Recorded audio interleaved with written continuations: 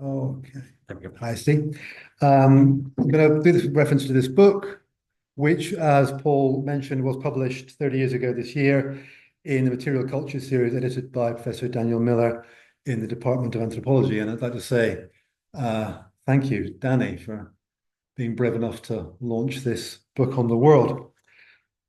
The main aim of the book was to show that the history of the Nazi swastika begins not with Hitler's incorporation of the swastika into the design of the Deutsche Arbeiterpartei emblem in 1919, or when the swastika became the official emblem of the Nazi Party in 1920, but rather in the 1870s with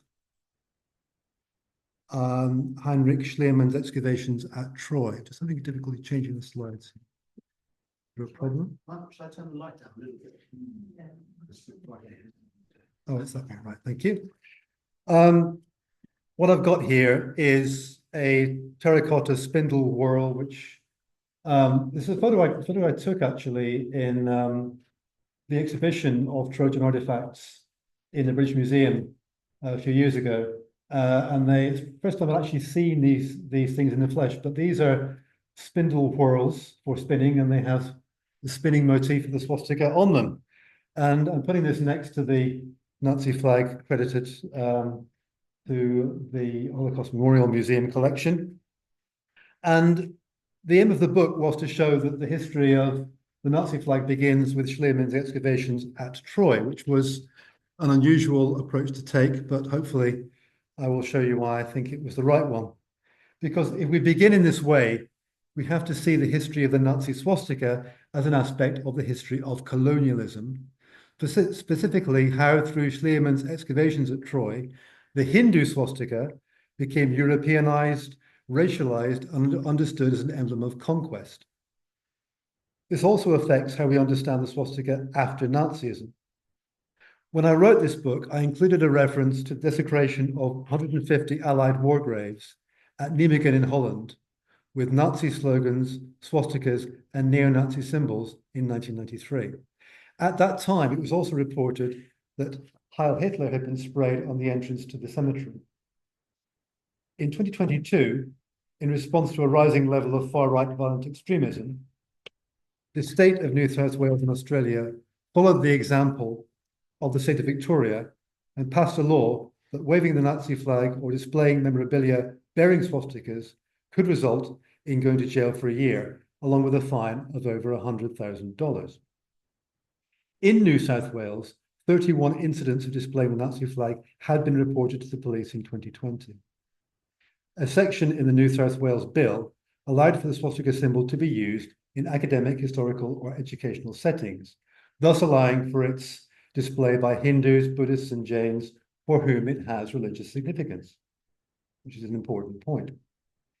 A newspaper report on this change in legislation quoted the National Vice President of the Hindu Council of Australia, Surinder Jain, who said, quote him, "For too long, the Hindu community has not felt comfortable to display our symbol of peace because it resembles a symbol of evil. This is no longer," unquote. So criminalizing the use of the Nazi flag while allowing for the use of the swastika as a religious symbol by Hindus, Buddhists, and Jains may be an effective and pragmatic way to contain incidents of right-wing extremism. And I'm thinking here perhaps also of the way that the current government contained right-wing extremism this year using legal means reasonably effectively. However, I would argue we can't apply the strategy of containment to the historical understanding of the swastika after Nazism. Rather, the stalemate that results from only containing Nazism by legal means, we have to understand that, as the academic Christopher Hutton has argued, quote, "The use of the swastika by the Nazis is iconic of what he calls fascist Orientalism," a term I'm going to keep coming back to, fascist Orientalism. If, as Hutton says, quote, "Nazism drew powerfully on Aryanism," unquote, we should also be aware that terms like Aryan or Aryan, Indo-Germanic or Indo-European do not describe racial distinctions, but instead are about who gains and who loses in a colonial system. In the fascist Orientalist history of the swastika that begins in 1870, the losers are Jewish. The Europeanization of the swastika as an image of conquest became focused through the lens of the Trojan War and the virulent anti-Semitism of Schliemann's correspondent Emil Bernouf, who the archaeologist who was, when I say he was an archaeologist, he was a businessman turned archaeologist, Schliemann, who the archaeologist consulted on the meaning of the swastika motifs he had discovered. So Schliemann's a non-scholar consulting someone he thinks is a scholar. In a letter to Schliemann in 1872, Bernouf said, quote, this is 1872, Bernouf said, quote, the swastika should be regarded as a sign of the Aryan race. It should also be noted that the Jews have completely rejected it, unquote. Half a century later in Mein Kampf, Hitler described the Nazi flag in the following way. Quote, Hitler, in red, we see the social idea of the movement. In white, the nationalistic idea, so red, white, and black. In white, the nationalistic idea. In the swastika, in the middle, then what Hitler said called the mission of the struggle for the victory of the Aryan man, unquote. So the model of political identity that's proposed in the Nazi flag offers an absolute distinction between the victors and the vanquished, which is another reason why I'm taking it back to this idea of the victorious invaders who were talked of by Bernouf and Schliemann. This is why we can include the fascist Orientalist history of the swastika within the theory espoused by Frantz Fanon, among others, to which I referred to in my book, that Nazism was the institution of a colonial situation on the European continent. Today, I will refer to two texts by Frantz Fanon's teacher and mentor, Aimé Césaire, to argue that we have to go one step further than simply comparing Nazism to colonialism. While a comparison of Nazism and colonialism seems necessary, the manner in which the comparison is framed can be wholly or partially insufficient. I will argue that Aimé Césaire helps us to address this problem from a post-colonial point of view. So now this slide, if you want to know what this lecture is about, it's about this. This is the key slide of my lecture. The main argument in this talk is that the history of the fascist Orientalist swastika begins with Troy in the 1870s. I just said that. If Hitler's reference to the victory of the Aryan man half a century later comes as a shock, that is because an encounter with colonialism has been missed. We haven't made the connection. For an analysis of why we miss our encounter with colonialism and so receive a shock in return, we should look to the work of Aimé Césaire. For anyone unfamiliar with his work, Aimé Césaire was a poet, playwright, politician, and philosopher of negritude. Negritude was an anti-colonial cultural and political movement founded by a group of African and Caribbean students in Paris in the 1930s, who sought to reclaim the value of Blackness in African culture. As Paul Goodwin mentioned in a discussion with our PhD students yesterday, Césaire was the person who coined the term negritude around 1935. So how do we compare Nazism and colonialism?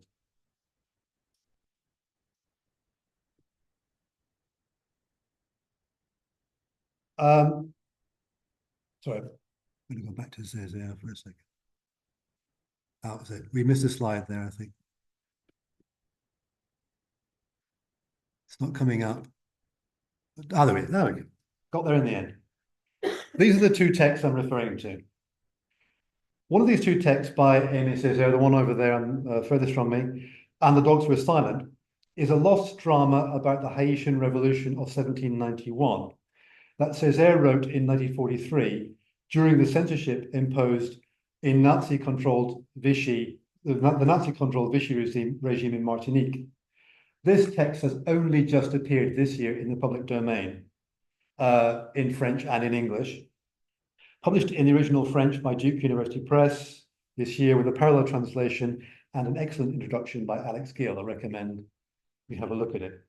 As Césaire said in a letter to his fervent admirer André Breton, who had met him on a visit to Martinique in 1941, quote, Césaire, This play, And the Dogs Were Silent, was, quote him, born under Vichy, written against Vichy at the height of white racism and clericalism, unquote.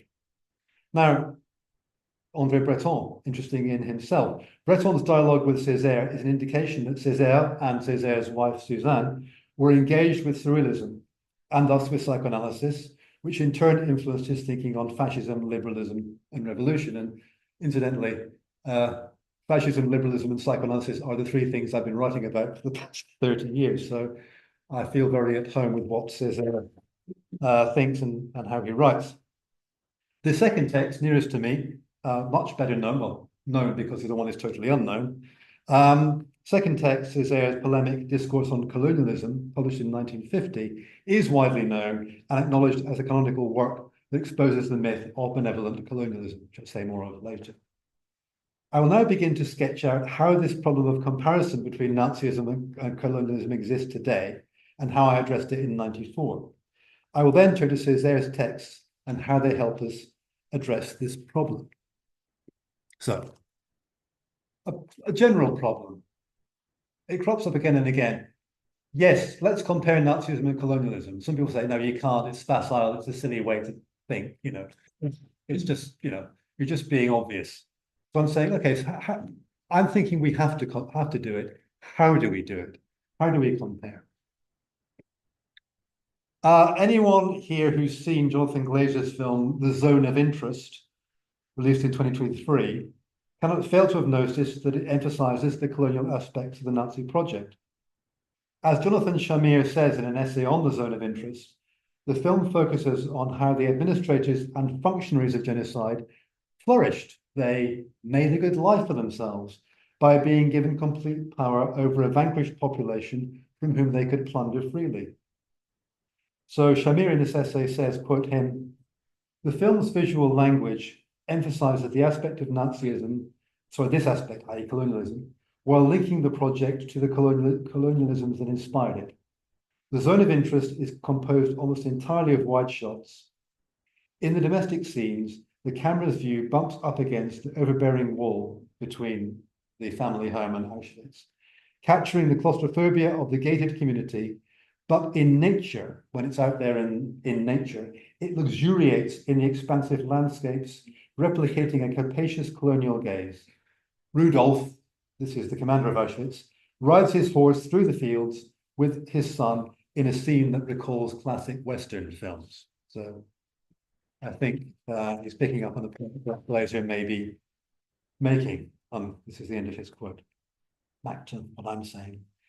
On the one hand, a comparison of Nazism and colonialism seems to be called for, insofar as colonialism is a socioeconomic system in which the colonizer always wins, and which protects one group of people who are deemed superior, while disadvantaging others who are deemed inferior. On the other hand, and this is where facile comparisons may rear their head, Nazis can't be compared to cowboys in any meaningful way, even though a Nazi and a cowboy could both be understood, perhaps, as the beneficiaries of colonial systems, which are very different.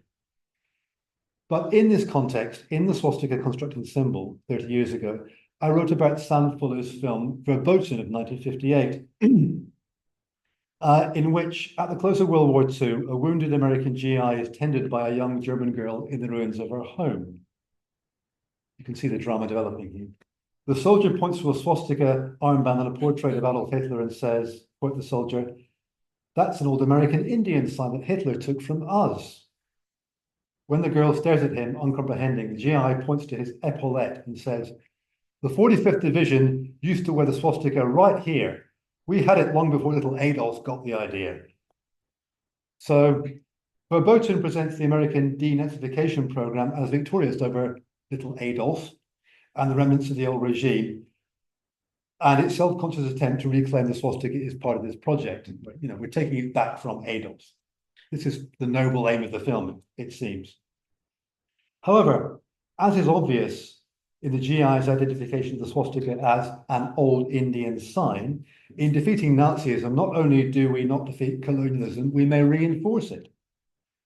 As Caroline Elenovitz Hess, with reference to my book, comments in an article called The Fashionable Swastika in the US Before 1939 in the Journal of Design History in 2023, quote her, "The swastika is part of a larger narrative of the adoption of indigenous motifs as a way to establish a uniquely American aesthetic identity in the early 20th century.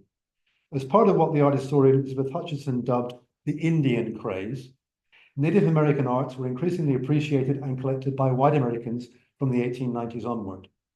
Much of the interest in Native American arts was centered on the preservation of cultures that appeared on the verge of extinction in late 19th century white Americans, which, she says, was especially perverse given the role of the US government in that extinction." Now, the cover, you may have noticed, the cover of my book has this, adapts this image, which is the Edmonton, Alberta girls hockey team in 1916, another borrowing from native North American culture. So this emphasized that such innocent pre-Nazi examples of the use of the swastika by white Westerners often reveal the traces of colonial appropriation. So we seem to have reached a bit of a stalemate. Where do we go from here? As I noted in my introduction, since the end of World War II, we've become familiar with a policy of containment with regard to the Nazi swastika, a policy whose most iconic image is the destruction of the swastika on the top of the Zeppelin Tribune in Nuremberg on 25th of April 1945. And this makes us feel good. We blew it up. Yay, well done. Well done us. We got rid of it. Marvelous. Yet this has resulted in a historical stalemate in which we reject Nazism only to find proliferating forms of neo-Nazism and neo-fascism that use the swastika as an emblem. This is the so-called National Socialist Movement, Atlanta, Georgia, 2018. So Americans blow up the Zeppelin Tribune swastika, and lo and behold, Americans cosplay as Nazis in 2018, as do Europeans, as do many people.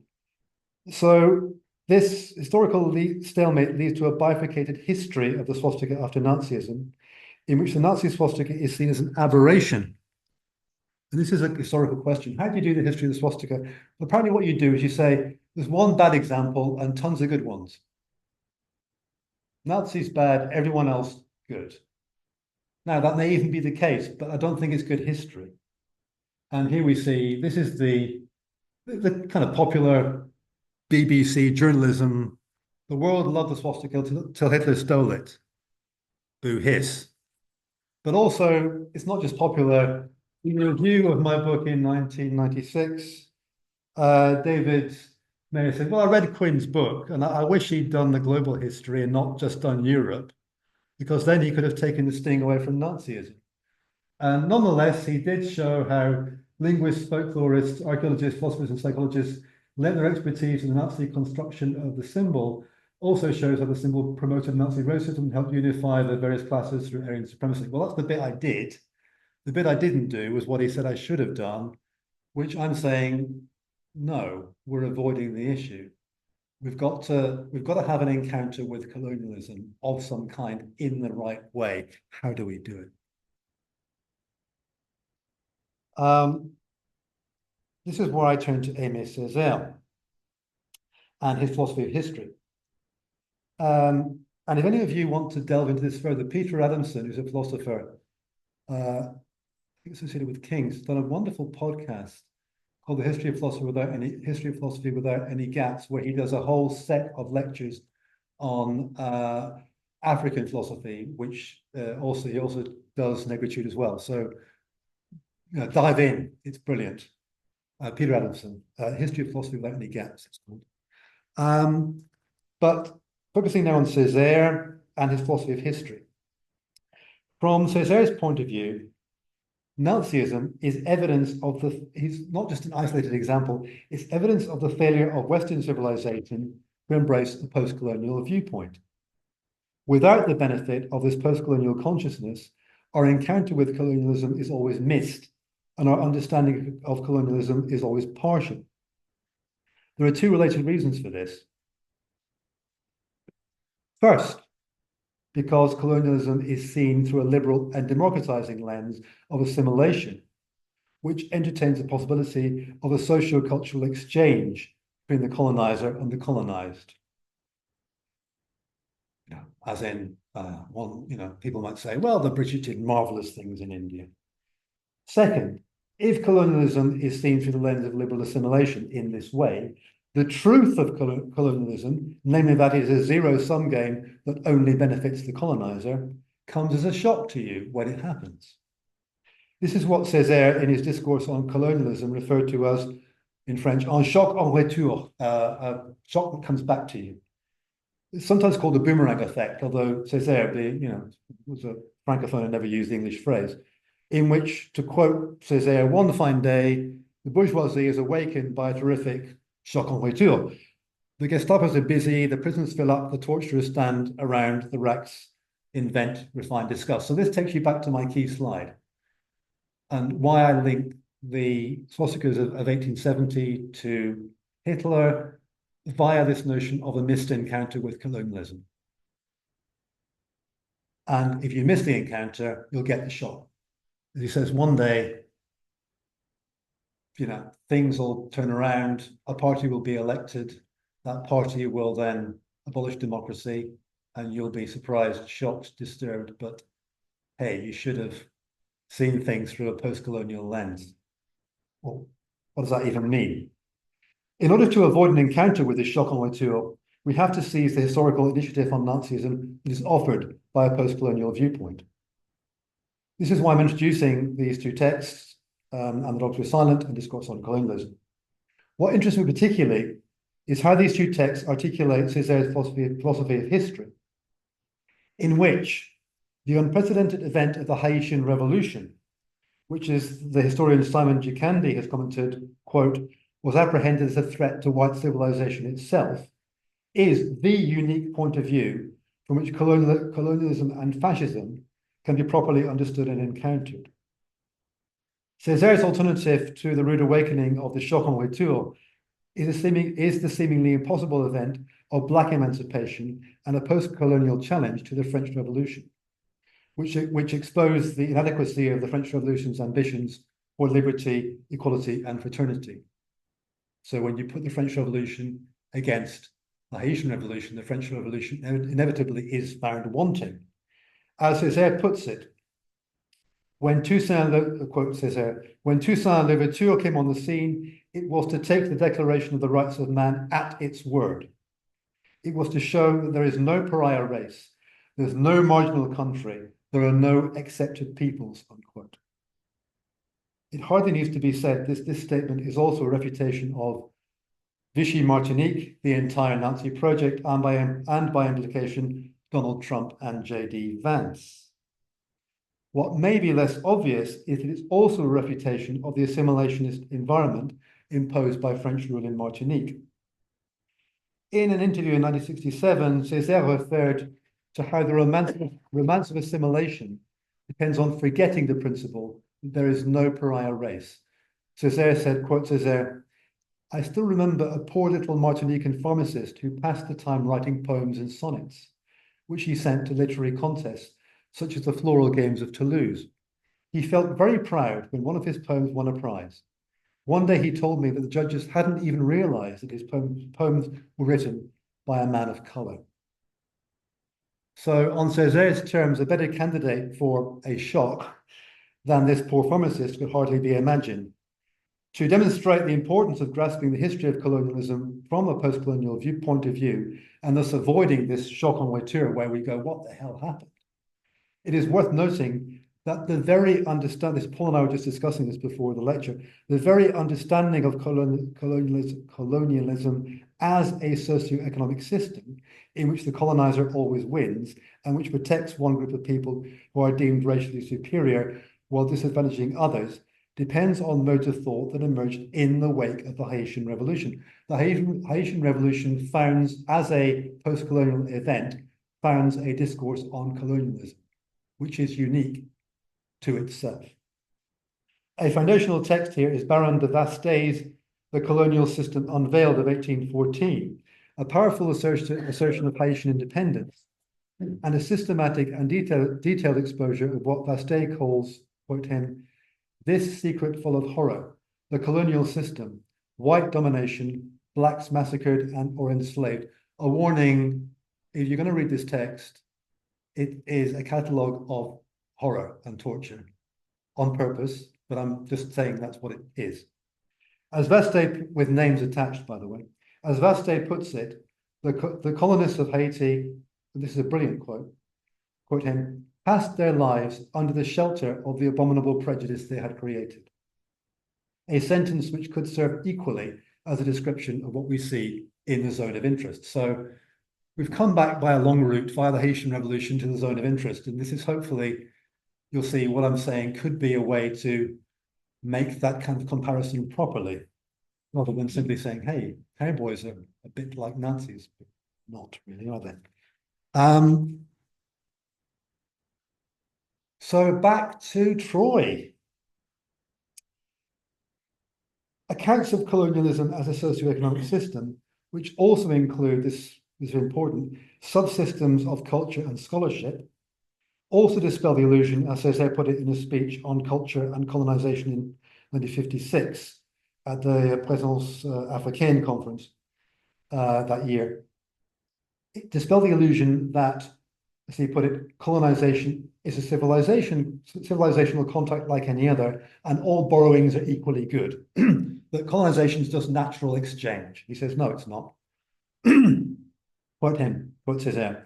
There is not one bad colonization that destroys indigenous civilizations and attacks the moral health of the colonized people, and another colonization, an enlightened colonization, a colonization backed up by ethnography that could harmoniously integrate the cultural elements of the colonizer within the body of the indigenous civilizations. I'm quoting that because what happened in Troy in the 1870s was backed up by ethnography. The history of the fascist Orientalist swastika from 1870, back to the spindle worlds, is built on a colonization backed up by Indian ethnography on the one hand and classical scholarship on the other. These are very old objects, and you know, they're ancient, and yet they become enlivened by a colonialist discourse only in the 1870s. At Hissarlik, Schliemann discovered spindle whorls and other objects with the swastika motif. These images were linked to the word swastika mentioned in the Sanskrit grammar of Panini, the linguistic basis of the Hindu epic, the Rig Veda. In turn, the Sanskrit swastika was linked to Indo-European language theory, which on the basis of common roots of Sanskrit, German, Old Norse, and other languages, assumed that they shared a root language spoken by an ancient race. So compare languages, oh yes, there must have been one language, and of course there must have been an ancient race, which is several leaps of logic. Evidence that the supposed ancient race was found in the Rig Veda, which mentions Aryas, or nobles who come from the north and were seen to have displaced the native population. There's more leaps of logic going on here. The idea of invaders from the north dovetailed with the colonialist assumption that higher races were conquerors and lesser races were conquered by them. So you see how the myth gets cracking. When the results of Schliemann's excavations were exhibited in London in 1877, an article in the Archaeological Journal, so this is, you know, top-class scholarship, said, quote this article, it should be added that among the patterns engraved on these Trojan whorls, these things, and other terracotta objects is frequently found the swastika, one of the most ancient emblems of the Aryan race, a circumstance which would seem to indicate the common Aryan descent of all the successive inhabitants of the site of Hissarlik. Not sagely, of course. Schliemann's biographer Leo Duell has suggested that if the archaeologist had completed a separate volume on the Aryan swastika as he planned, this might have earned him, as Duell says, honorable citation by the latter-day apostles of Nordic supremacy. However, the archaeologist Manfred Korfmann, who excavated Troy at the end of the 20th century, and I think in many ways wanted to rescue Schliemann's reputation, was keen to separate Schliemann's interest in the Aryan swastikas from any association with German nationalism. He said, well, he wasn't a German nationalist, which he wasn't. And this is quite revealing because Manfred Kortmann said, quote him, "In view of this personal background, Schliemann's numerous references in his first book to swastikas and other Aryan symbols among the finds from Troy I find this sentence puzzling, should not be interpreted otherwise than in the way they were meant." Which means what? Carry on quoting. "Schliemann noticed that these symbols occurred with particular frequency in the deepest levels of Troy. He believed, at first, they were proof of the presence of Indo-European Greeks, potential participants in the Trojan War. At the time, the first settlement was Schliemann's sought-after Troy of Homer." So, to explain what's going on here, the layer which these were found was quite deep, and really was long before any kind of connection with Homer, but nonetheless, there was invention was going on, and Schliemann was keen to find a connection, and he was looking at anything he could lay his hands on. So that's what Kortmann said. What I'm saying is, separating Schliemann from German nationalism does not defend him from the charge that his autodidacticism, combined with the anti-Semitism of the Orientalist Emil Bernouf, created a colonialist mythology of the swastika and an edifice of dubious scholarship that linked Troy to the Rig Vedas, two completely separate mythologies, epics. So, how are we doing for time, Paul? Good. I'm going to end with just by talking a little bit about Nazism, a little bit also about the Italian fascism, how they differ. When Césaire refers to the bourgeoisie who are rudely awakened by the boomerang effect of Nazism, this bourgeoisie is another name for those who negotiate their identities under the conditions of liberal democracy. From the 1920s in Germany, Democrats were suddenly confronted with a new political order of the Nazi flag, which is not simply the identity of a political party, but the model of a political community, founded on a distinction between the victorious Aryans and the vanquished Jewish population. On August 7th, 1920, at the Salzburg Congress, this flag became the official emblem of the Nazi Party.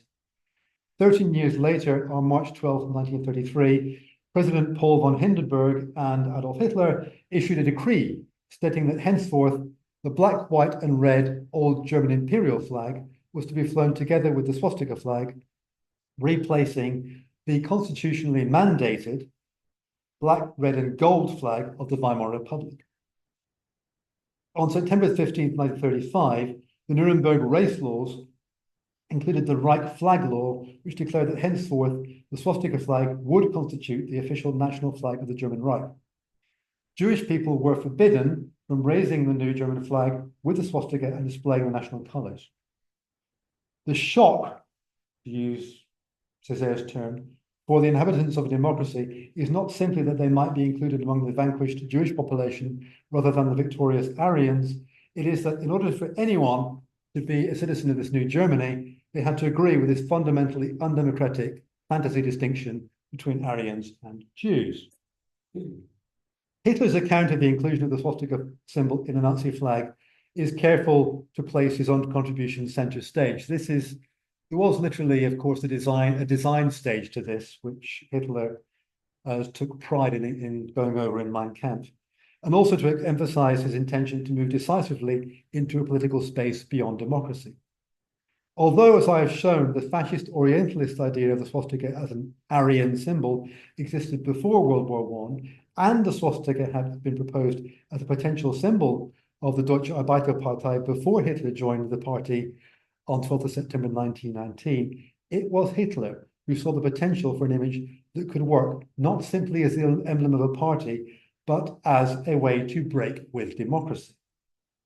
Not only did he recode the red, white, and black of the flag that Bismarck had chosen in 1866 as the red of socialism, the white of nationalism, and the black swastika of the so-called Aryan man, Hitler went out of his way to emphasize that, in choosing these colors, quote him, "We do not desire to awaken from death the old Reich, Bismarck's, that perished through its own errors, but to build a new state," unquote. So this is not about German nationalism.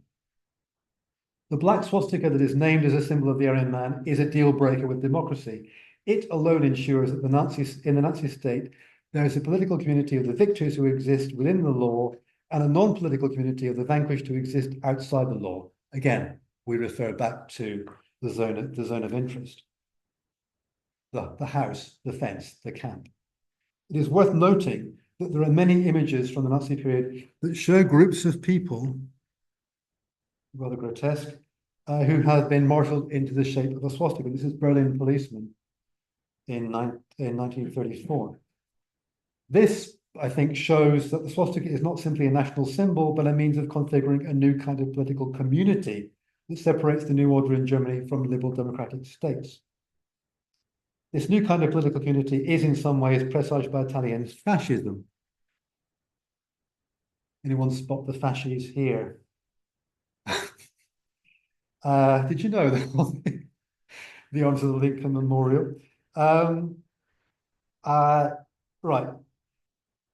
Mussolini had ensured the fasces, an ancient Roman symbol of corporal, that is the rods, and capital, that is the axe, punishment, that was carried before Roman magistrates, which became the symbol of the party in 1922, became the symbol of the Italian nation in 1926. So this is the same transition from party symbol to national symbol, like the Nazis. Unlike Hitler, however, Mussolini went to great lengths to ensure that his party emblem was used to establish the historical continuity of Italian nationalism. Coins were minted in 1922, bearing a supposedly authentic form of the Roman fasces, which, according to the fascist newspaper Il Popolo d'Italia, represented, quote, then, the emblem of ancient Rome and the new Italy.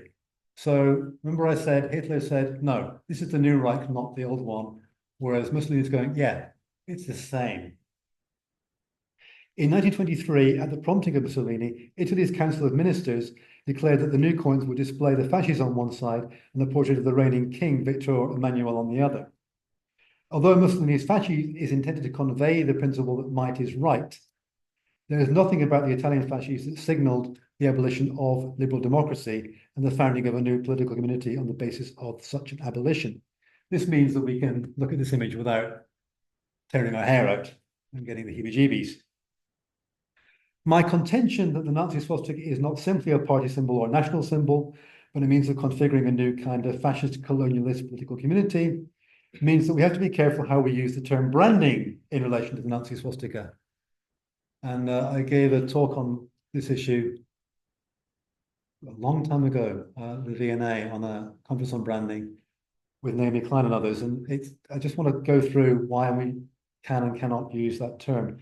The importance of not missing an encounter with colonialism means that we have to understand the change this rebranding brings about is a shift in political, not simply national identity.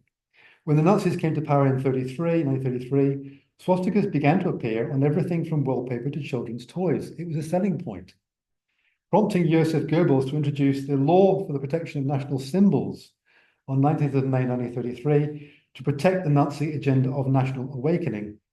Paragraph 1 of these regulations states that it is forbidden to use the symbols of German history, the German state, and national awakening in public or in such a way that the dignity of these symbols is seen to be lessened.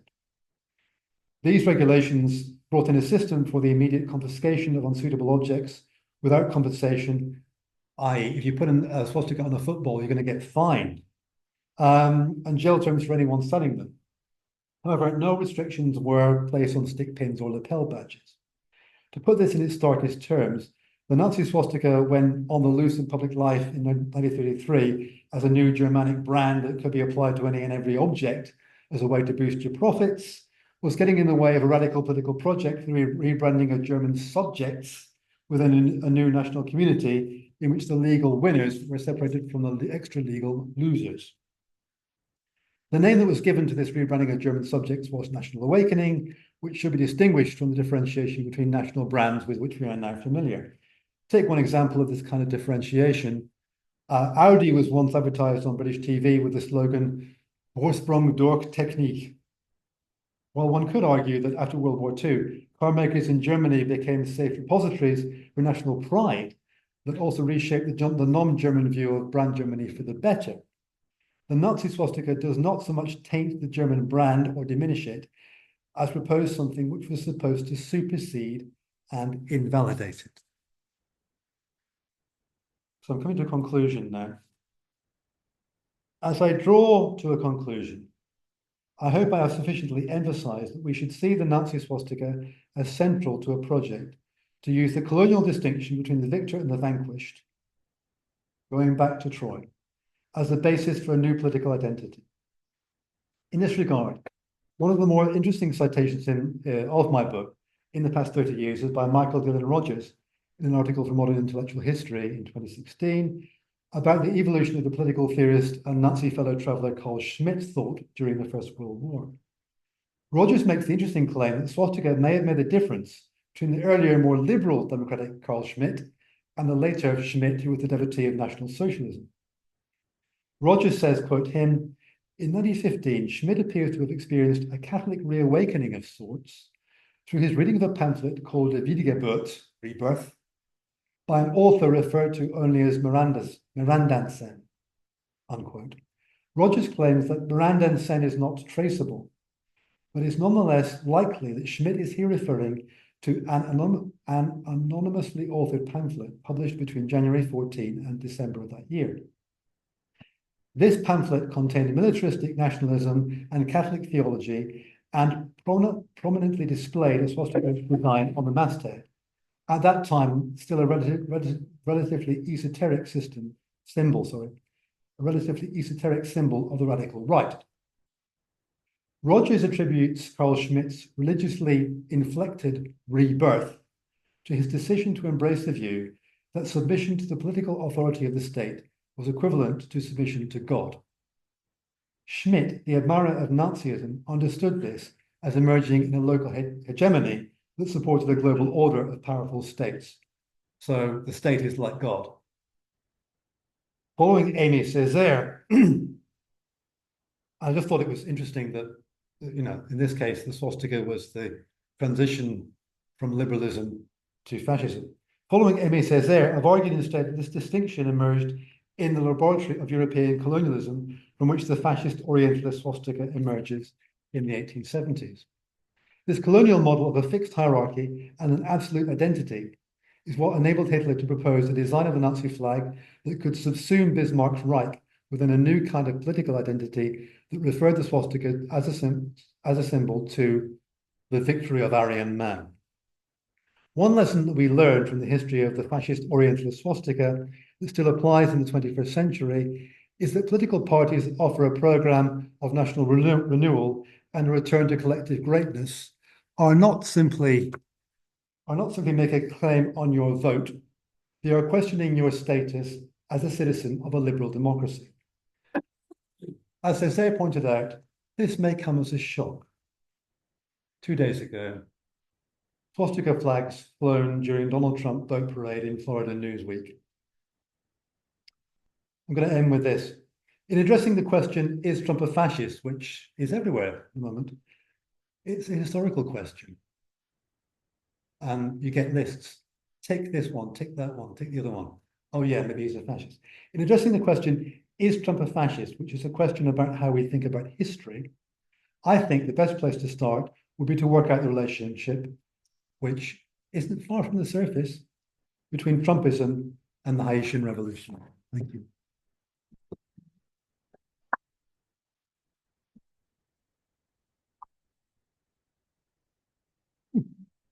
What was that?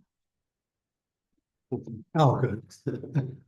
Thank you, Malcolm, for a really rich and engaging lecture, which, I think elucidated quite a lot of different elements and problematics related to the swastika that perhaps many of us, certainly myself, hadn't really thought of before. So I'm going to start with a couple of questions for you to open it, and then I'd like to open it up to the audience. I'm sure that many people have questions around this. My first question is just a basic one, which is what was your, so the book, you wrote the book 30 years ago. What was your entry point into that? Why were you interested in studying swastika? And that's the first part of the question. The second part of the question is, can you maybe talk a little bit about the literature throughout that you were looking at that time? Because it's kind of surprising that given the research that we did on Troy, etc., and also the knowledge that swastika was appropriated from Eastern philosophy by Western racist symbols. Why wasn't, do you think, the colonial link or the colonial aspect between Nazism and colonialism as well known? Why in the kind of circle that you were looking at? Because of course, you know, as you stated, Césaire talked about that in 1950. In 1950, he wrote that book, and the question of colonialism and Nazism was something that was very well discussed in anti-colonial circles, in Pan-African circles. People like W. Du Bois talked about it. Also people like Fanon as well also talked about it. So it was well discussed. But it seems as though, I think what you're probably arguing is that in general consciousness, there was a kind of separation between Nazism and colonialism. I think a lot of people have failed to read the people you just referred to, who they should have read. I mean, I've been the first to admit that when I wrote the book, I mentioned Fanon, Frantz Fanon, and I mentioned Paul Virilio, who had borrowed what Fanon had said, and I thought it was a very potent idea. I mean, what I thought worked about the book, and I still think works, is that history of the Nazi swastika had to be told getting back to 1870. And that's what I did. How I came to it, well, the simple answer is I did a course at the Royal College of Art, which no longer exists, unfortunately, called MA by Thesis, where you had 2 whole years to write an MA on a topic of your choice. And I thank Chris Frelling for taking me on to do that, as I thank Denny Miller for the book. And I suppose it was an unusual kind of MA because it's more like an MPhil because you had 2 years. And it was a great chance. There wasn't anything particular that where I thought, you know, I didn't have a shock and say, oh my God, I've got to write about this. It's infiltrated my consciousness, and I realized that nobody had done a thorough study of it. And that's probably why the RCA thought it was worth a go. And also why Danny Miller at UCL thought, well, actually, there's an archaeological, anthropological context here that really needs to be written about. So I didn't have any moment of conversion. It sort of gradually asserted itself as something that needed doing. But as far as why has that connection not been made, I was a bit surprised. I just think obviously there's a lot of discourse, you know, in the 19th century on stemming from Indo-European language theory, on Aryan mythology. I was reading the other day, I was talking to this chap about how there's a lovely article by a black classicist in the LRB about Belial, and how Belial was basically supplying India with rulers who were all classically trained. So, you know, Britain was supplying one bit of the apparatus, which enabled people to do research in India. Bizarrely, they connected with Troy, you know, and in Schliemann and Burnouf, we have this unholy alliance of an autodidact who didn't know very much at all, and somebody who half knew things, cooking up this insane idea that you could connect the Rig Vedas and Homer. But it all seemed to work at the time, probably because, as Césaire emphasizes, and as I think the scholarship that emerges from the Haitian Revolution tells us, when you're winning, it all looks fine. The scholarship looks fine. What you say looks great. Of course, you can put these ancient terracotta objects in an exhibition in London and have a learned journal say, yeah, well, obviously, they were all Aryans. I mean, that staggeringly blithe assumption, we look at it now and we laugh, and yet it was built on an edifice of colonialist thinking that was just second nature at that point. So I think 2 things. I think to this day, we tend to think, yeah, but really, wasn't colonialism helpful? Wasn't it actually fine? wasn't it? It was like, it all, then everyone politely withdrew. And I think what the lesson of the Haitian Revolution is no, we're going to tell you about what this means and what it is. And I think what's interesting about Césaire is he's there in Vichy, Martinique during World War II, thinking, how do I get out of Martinique?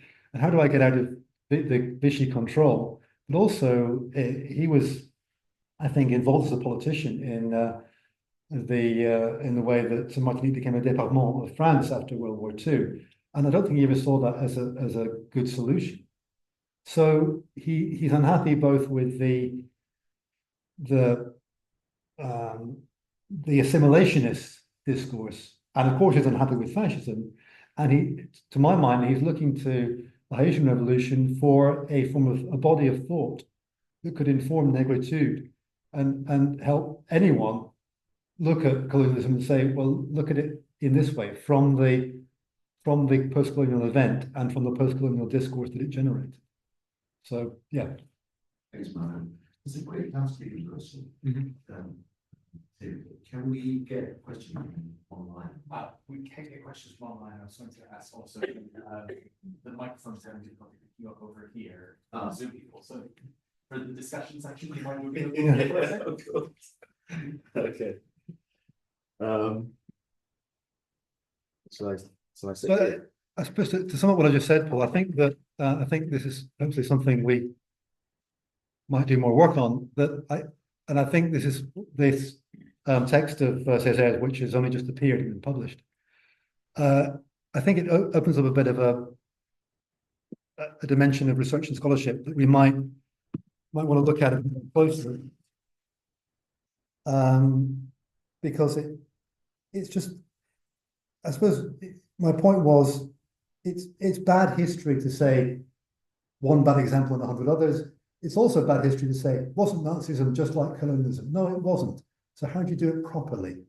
And in saying how do we do it properly, as good academics, as good historians, I think Césaire is helpful, because he's saying, well, actually, you need to look through the lens of post-colonialism, and to do that, you're going to have to refer to the Haitian Revolution. And that's why I was, some of this scholarship is quite new to me, but Baron de Vastet, how many people here know about Baron de Vastet? It's quite remarkable that very people do know about him. He was the propagandist for the ruler of half of Haiti post-revolution, but he wrote this, he addressed this to Europeans. And at one point he says, kind of deliberately self-deprecatingly, he said, look, I know I'm not a man of taste, and I can't use fine words like you, so I'm just going to catalogue tortures instead. Do you mind? And it's, in a way, it's saying, I'm going to tell you in excruciating detail and naming names what the system did, who did it, what went on, so that you don't ever think, oh, this was, part of this liberty, equality, and fraternity that we're generating here in France. It's something else. So I think there's a radical difference that Césaire wanted to get from Toussaint Louverture, that is also the foundation of the discourse that we all need to look at. I mean, I was saying to you earlier, Malcolm, that I thank you a lot for this lecture, because I had a complete public confession here. I didn't know about Baron de Vastet. I hadn't come across that text. And obviously, clearly, it's a very important text in the lineage of revolutionary work from the Haitian Revolution. I'm much more familiar with later texts, of course, people like C.L.R. James and others who've written about the Haitian Revolution, but I didn't actually know about Baron de Vastet's text, where he basically outlines in graphic detail what was the realities of colonialism. I think it's only just been colonialism as a system as well. Yeah, yes. Outlined it as a system for the first time. Yes, I think it's only just been translated into English, but of course it's been there in French for many years. Good. I'm getting messages that you can hear me better now online. So sorry about that. I was on the other side of the room. The last question from me, and I'll hand it over. And please, if anyone has questions, we can put it in the text, and I'll try and read them out. My other question is thinking about today, where there's lots of fascisms around the world, but you mentioned Trump and the States. If you think about, I'm just interested in thinking about, my question is, why do you think that symbols don't seem to play the same role in large-scale fascist movements in the way that it did in the 30s? And obviously, Nazi movements, smaller neo-Nazi movements do have those symbols, often variations of the swastikas, etc. But for example, MAGA, which is a huge, in my opinion, fascist movement, doesn't necessarily have a symbol which kind of encapsulates the kind of dynamic you were saying. But it does the same. The MAGA is arguably pushing toward the same thing that you're saying, taking away, moving beyond the liberal state and basically disenfranchising whole sections of the population, including migrants, obviously. I'm just wondering, in terms of thinking about the genealogy of symbols and the importance that it played in classical fascism, where do you think that stands now? I think in America, people in the room will know more than me about this. It's that the symbol debate has been fought over Confederate statues and flags. So there has been a symbol contest, but it's been about the Confederacy. But partly the reason is that, as I mentioned with the Australian example, it's a whack-a-mole thing. You know, governments keep saying, if you show this, we'll fine you. If you show this, we'll put you in jail. And obviously people don't want to get put in jail or fined. So there's a sense in which these symbols, people don't want to have them out on display. But I don't know, I think America's a good example of how this war over symbols is carrying on. And there was a recent citation of my book by somebody talking about how in college campuses in America, people are seeing these symbols being, used and applied, and how disturbing and revolting it is. This is happening. So I take your point that they're not mass movement things. There aren't new versions of this being invented, but certainly the old motifs are resurgent in various ways. Okay, are there any questions here in the audience? Can you put your hand up, maybe to say a bit about yourself, and I'll come with the mic.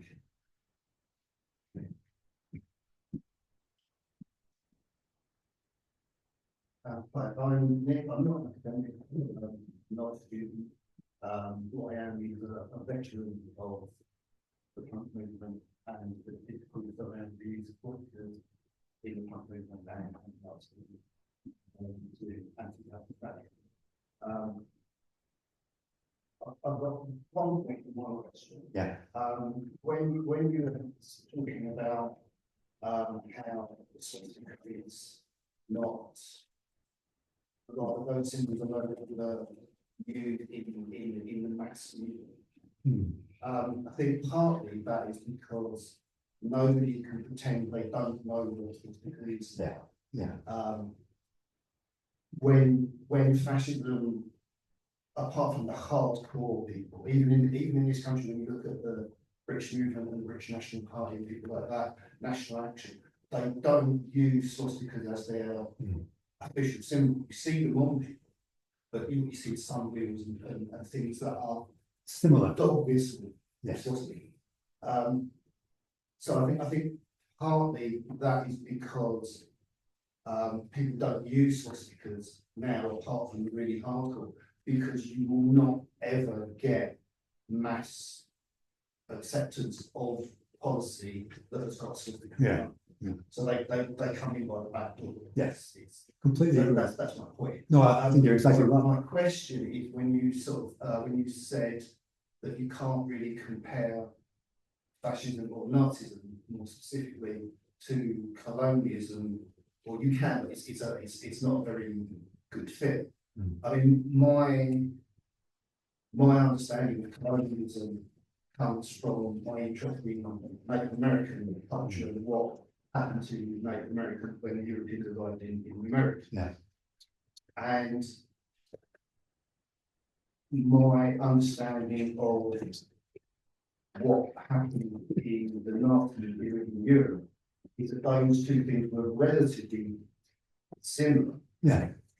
And I think that the particular horror that the Holocaust has in European society is one, they lost, so they didn't get away with it and the evidence was there, but also that it was Europeans doing that to Europeans in Europe, as opposed to doing it to non-Europeans somewhere else. Yes. And I think that's the real difference, or rather the similarity between what the Nazis did in Europe, and specifically Eastern Europe, is very similar to what the Europeans did in America, apart from the fact that the land was more densely settled.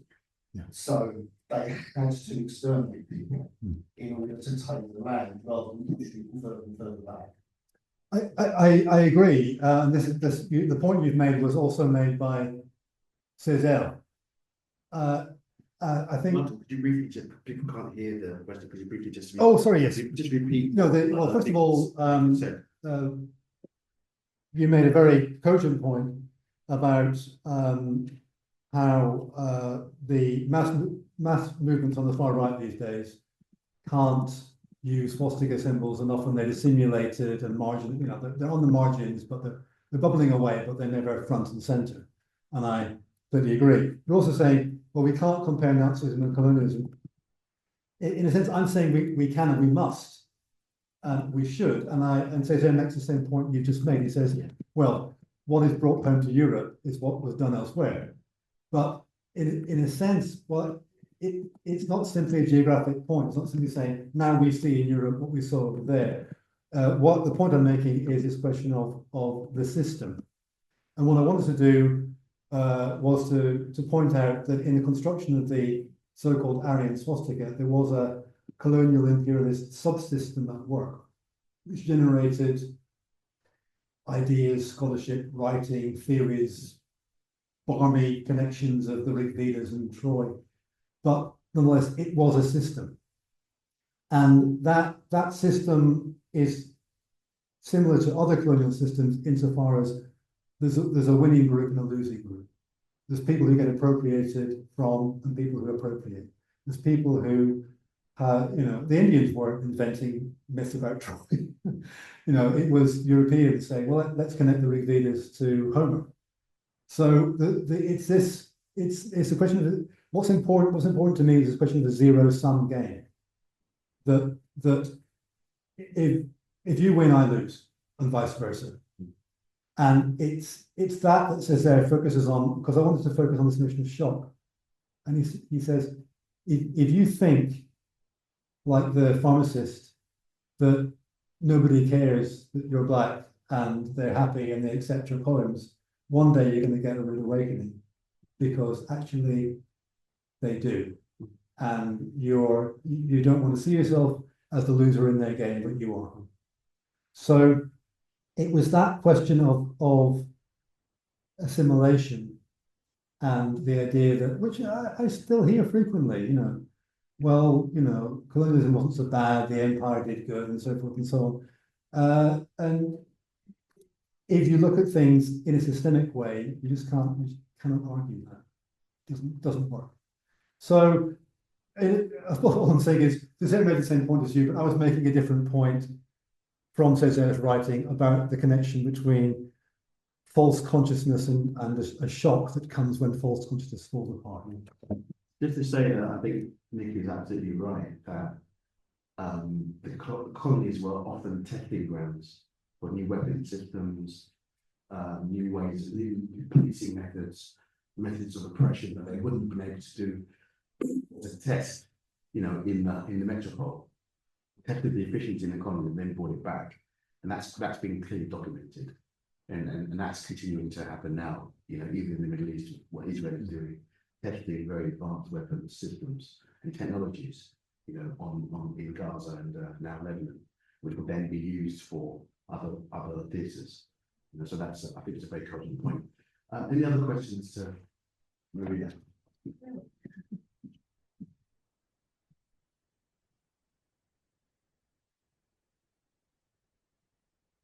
Hi, Malcolm. Lovely to see you and fantastic. Oh, thank you. Good to see you.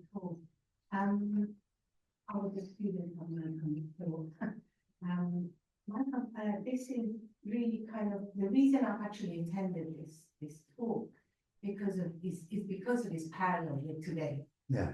Parallel with what is happening in the Middle East. It's been happening for many years, and to do with Palestine, the question of Palestine, which we've kind of really not looked at properly within this academic arena. I think it is still missing, and I'm just wondering two things. I mean, I'm really not. You've kind of talked about a very complex terminology, your kind of signages and swastika, which is really kind of has got history in it.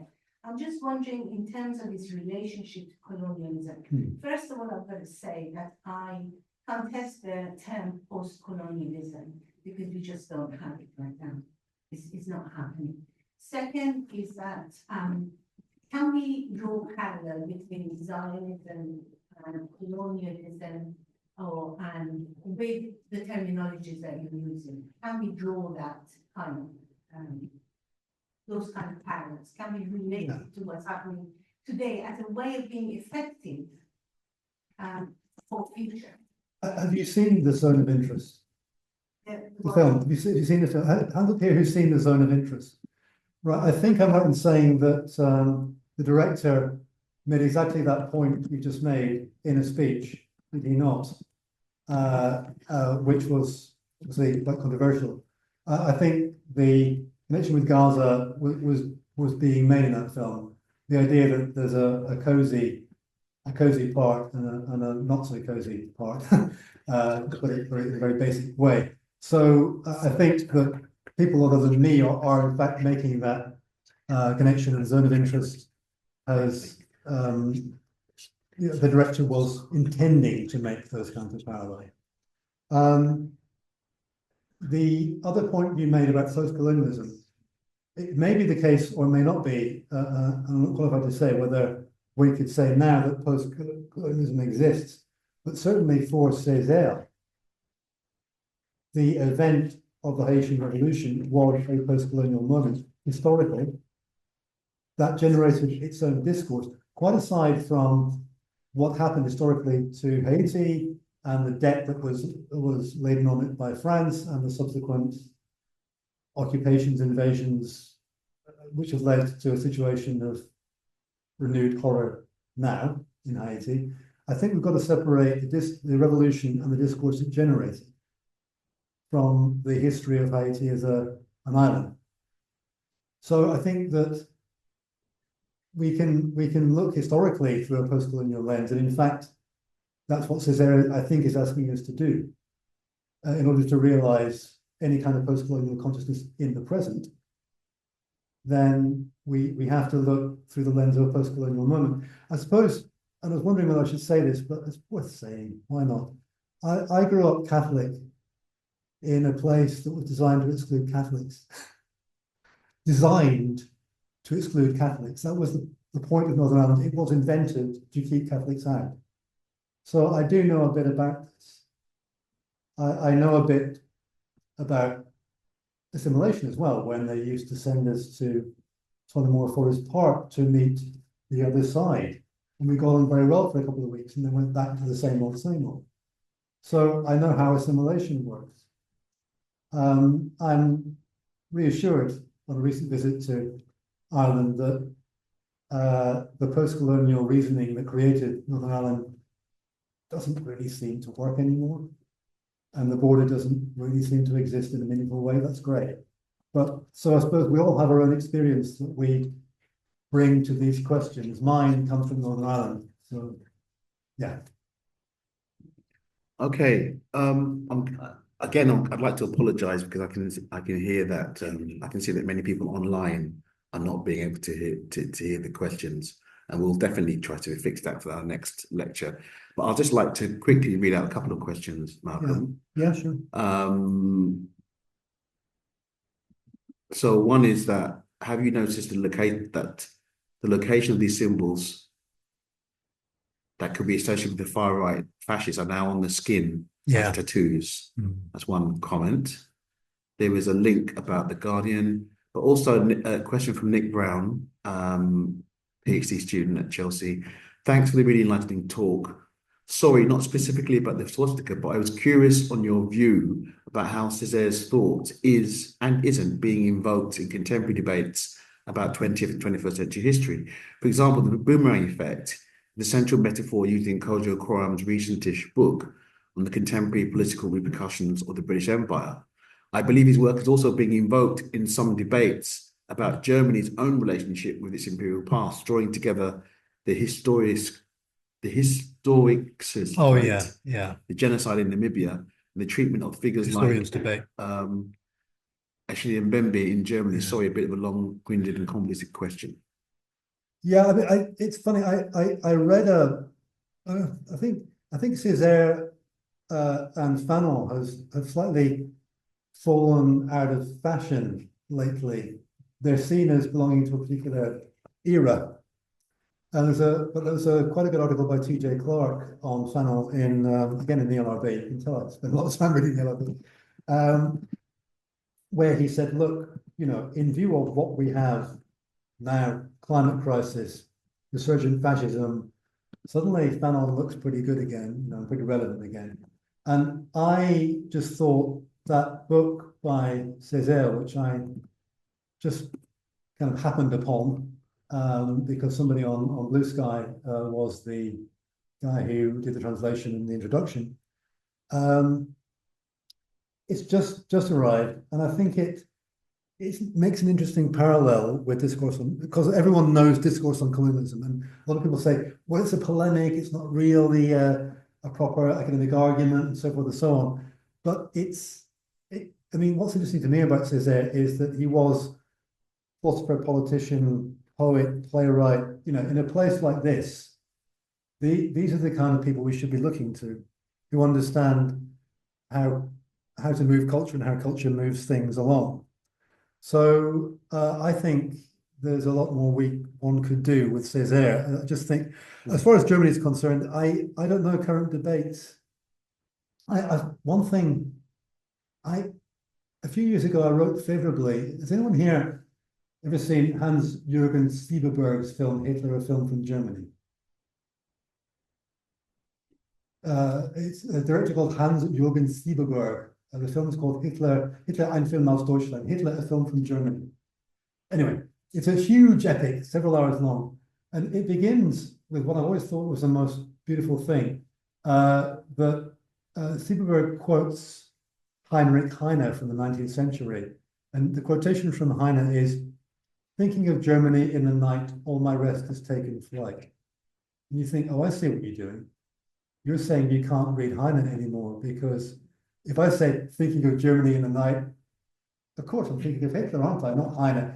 So in a way, he's poetically making the point that how the hell can you even be German when this guy has just, taken over everything and occupying everything. What I would say, because where I would say I think Zilberg's discourse on history is weak and Césaire's is strong, is that Zilberg, as you will see from his subsequent announcements, is very much a kind of, while it was Hitler and others who contributed to the ruin of German culture, and it's all commerce and capitalism these days. Whatever happened to the sacred texts and the high ideals and so forth and so on. And in a way, to my mind, you reinstitute the same old kind of cultural divide that you were maybe aiming to address. Whereas I think what Césaire is doing is saying, no, rather than, saying, here, in all the ruin, let's pick up some jewels. Césaire is saying something, to my mind, much more interesting, which is, don't look at the ruins and pick up the jewels. Say, where was that one amazing thing that happened, the Haitian Revolution, that generated a whole discourse and a body of thought? So you don't simply try and find the diamonds in the rough. You say, how do we think differently about something that changed the world? A question from Dave Beach Yeah. online. George Padmore, 1936, made the argument that you're attributing to Césaire, 1950. Why Césaire and not Padmore? Because I don't know anything about Padmore now. Who is it? Yeah. I mean, That's fair enough. Yeah. There. Yeah. Never heard of it. Fair enough. Fair enough. And we've got a couple of minutes left. Any other questions from the room? Yeah. There's one here. Yeah. Anyone take all three? Well, it might be an observation, and it's so it's the idea of translation and appropriation, and was this picked up by Warburg?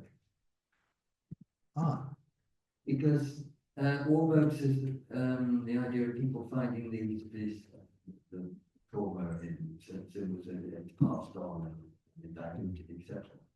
And I wonder if he picked up on this and followed it through, and how would he explain it taken up? Because he was driven over the edge by the First World War, I think, into his psychosis. So, but I don't remember anything about Warburg's going, so I wonder if you have anything to say on that. There's a question about Well, Warburg. what a wonderful point. I mean, I'm going to take two other questions. okay, right. We make them quick questions rather than long comments. Okay? I'm trying to give the other behind it. It's yeah, the question is, you spoke about the idea of symbols, and I was thinking about the culture and social media and the changing space of how that information is transferred. I was thinking of, I'll say Twitter, sort of the other name, and Facebook, and what these symbols now mean when they come to represent. There's a question there somewhere that's connected to the idea of what it's become. And is it now that it's gone underground, it's now more underground, but more proliferated because of that? Okay. It's not even about, I work with my collection of services sometime. And thank you very much for the revelations about the Haitian revolution to how very helpful. But we're going in another trajectory, and I apologize, so I'm trying to look at the diamonds. But I've come to a poetry meeting, and the impossible poets are, I've got a poem about peace and the night sky. And looking at which you can see from left and right in the Hindu philosophy, And you Buddhism. can see it in different ways. But also, there seems to be a connection with the plough constellation in the sky, which is the first constellation I ever saw as a kid. And Native American Indians talk about four winds, and that's what it symbolizes. Are you interested in any of those things, or am I touching at straws because of the horrible state of the world?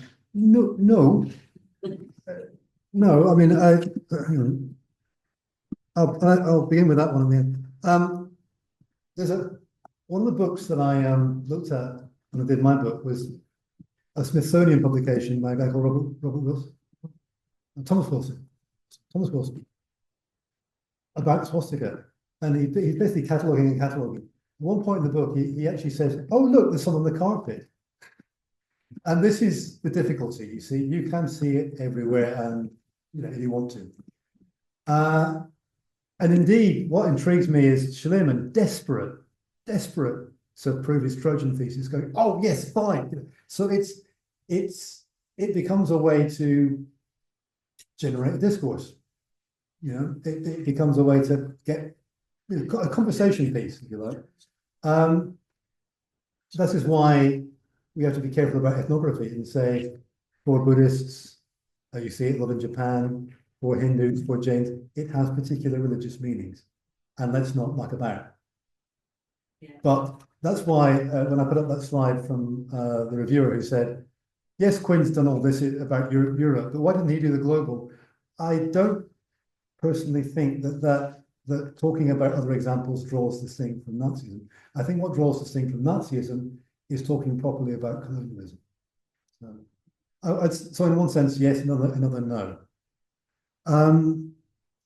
The proliferation question, from Pamela. Yeah, I think Naomi Klein, of course, has written about this question of the logo and what logo means, and dealt with it, you know, in greater depth than I have.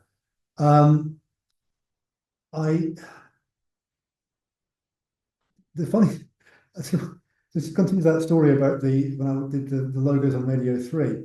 It was 2006, and what I noted at that point was that the Tories had expunged any trace of British nationalism from their logo. They had a tree, that was it, just a tree.